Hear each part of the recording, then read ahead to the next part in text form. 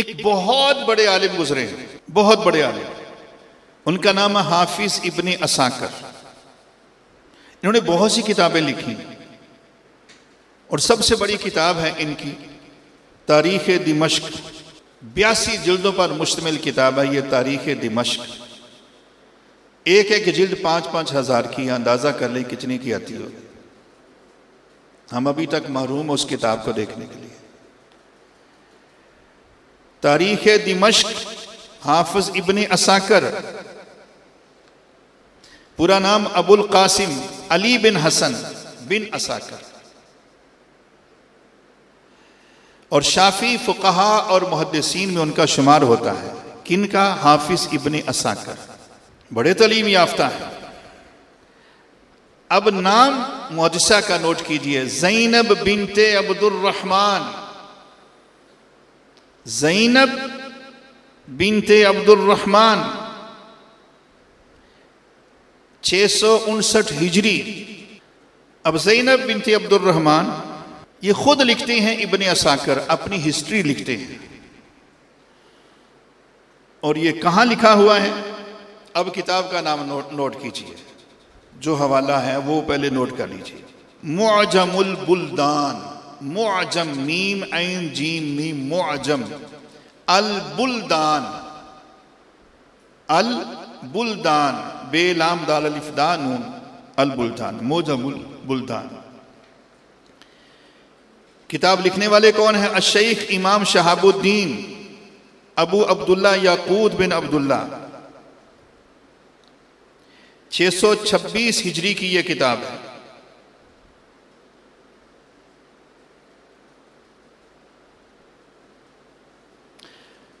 آٹھ سو سال پہلے اس کتاب کے اندر کن کی بات لکھ رہے ہیں؟ حافظ ابن عساکر یعنی ابو القاسم علی بن حسن کی بات لکھ رہے ہیں، جن کی کتاب ہے تاریخ دمشق، 82 جلدوں پہ مشتمل۔ حدیث کی سب سے اولین کتاب موطا امام مالک، 93 ہجری کی۔ حدیث کی سب سے پہلی کتاب موطا امام مالک، موطا میم واو حمزہ توئیں طا، امام مالک، موطا امام مالک۔ ابن عساکر فرماتے ہیں کہ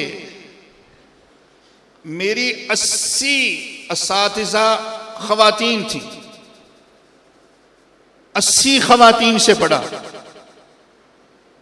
مرد اساتذہ بھی بہت سے تھے، سینکڑوں میں تھے، لیکن 80 خواتین میری اساتذہ تھیں، تو سینکڑوں میں مرد بھی میرے استاد تھے حدیث کے۔ لیکن میں نے جن سے اجازت حدیث حاصل کی موطا امام مالک کی، ان کا نام زینب بنت عبد الرحمن ہے۔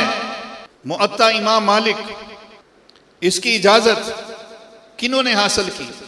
تاریخ دمشق کے صاحب مصنف ابن عساکر، حافظ ابن عساکر نے اجازت حدیث کہاں سے لی؟ زینب بنت عبد الرحمن سے۔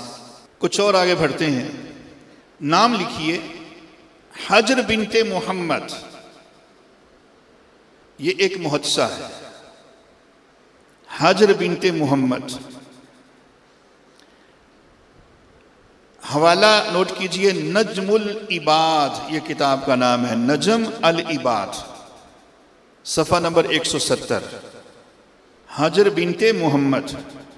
ایک کتاب ہے، کتاب کا نام ہے کتاب الرسالہ، ایک عام طور پہ ہم رسالہ کہتے ہیں، لفظ وہی ہے، لیکن یہاں رسالہ کی جو اصطلاح ہے ایک خاص علم کے ساتھ ہے۔ کتاب الرسالہ یہ حضرت امام شافعی کا ہے، یہ فقہ اور حدیث کے اصولوں پر مبنی ہے، یعنی اس میں اصول حدیث اور اصول فقہ درج ہیں۔ کتاب کا نام کتاب الرسالہ، اور یہ رسالہ بہت بڑے محدث 850 ہجری کے محدث امام جلال الدین سیوطی رحمۃ اللہ تعالی علیہ، ہمارے علماء ان کا بہت زیادہ حوالہ جات دیتے ہیں اپنے بیانات میں. امام جلال الدین سیوطی رحمۃ اللہ تعالی علیہ 500 کتابوں کے مصنف ہیں. کون؟ امام جلال الدین سیوطی، جن کے بغیر آج ہمارے کسی وائز کا واز آگے بڑھ ہی نہیں سکتا. ان کی کتاب لائبریری میں نہ ہو تو لائبریری جیسے کچھ بھی نہیں. اس میں محدث امام جلال الدین سیوطی رحمۃ اللہ تعالی علیہ مصر کے رہنے والے، 500 کتابوں کے مصنف. اور جو امام شافعی کی کتاب ہے کتاب الرسالہ، یہ آپ نے پڑھی. کنہوں نے؟ محدث جلال الدین سیوطی نے پڑھی. کون سی کتاب؟ کتاب الرسالہ. کس کی کتاب؟ امام شافعی کی. موضوع کیا ہے کتاب کا؟ فقہ اور حدیث کے اصول. کس سے پڑھی؟ محدثہ حجر بنت محمد سے پڑھی. حجر بنت محمد محدثہ ایک عورت سے پڑھی. نجم العباد صفحہ نمبر 170. اور آگے بڑھتے ہیں.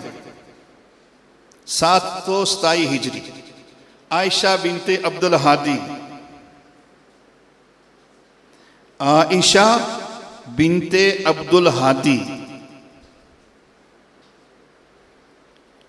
رحمہ اللہ تعالی. حوالہ ابن العماد جلد نمبر 7 صفحہ نمبر 120. ابن العماد عین کے ساتھ عماد، جلد نمبر 7 صفحہ نمبر 120. محدثہ کا نام اپنا محدثہ کا نام عائشہ بنت عبد الہادی. اپنے زمانہ کی عظیم عالمہ فاضلہ. اب ایک اور نام ابن حجر اسقلانی، بہت معروف نام. جیسے امام جلال الدین سیوطی کا نام مقررین میں بہت معروف ہے. ان کی کتب کے حوالے بہت اچھے. ایسے ہی امام ابن حجر اسقلانی، امام ابن حجر اسقلانی بہت بڑے عالم گزرے ہیں، بہت بڑے عالم. یہ اپنے زمانہ طالب علمی میں طویل عرصہ تک عائشہ بنت عبد الہادی کے شاگرد رہے. اور صرف یہی نہیں، بہت سے دیگر طلباء طویل سفر کر کے علم حدیث حاصل کرنے کے لیے ان کے قدموں میں بیٹھتے. عائشہ بنت عبد الہادی خاتون ہیں. اب صرف ایک لمحہ کے لیے خواتین کو حدیث رسول کے علم سے باہر کرو تو علم کی رتی بھی نہیں بچے گی. اب غور کیجیے، میں اپنی بات کو بہت ہی محدود کرتا ہوں. یہ کتاب کا ٹائٹل ہے، کتاب کا نام ہے الوفاء باسماء النساء موسوعۃ تراجم اعلام النساء فی الحدیث النبوی شریف. یہ کتاب چھپی ہے مکہ شریف سے، دارالمنہاج مکہ شریف. اس کی 43 جلدیں ہیں، ہر ایک جلد 5 سے 6 ہزار کی. اس میں 10,000 خواتین اسلام کا تذکرہ ہے اس کتاب کے اندر. میں جو بیان کرنا چاہتا تھا اس کا میں 5% بھی بیان نہیں کر سکا.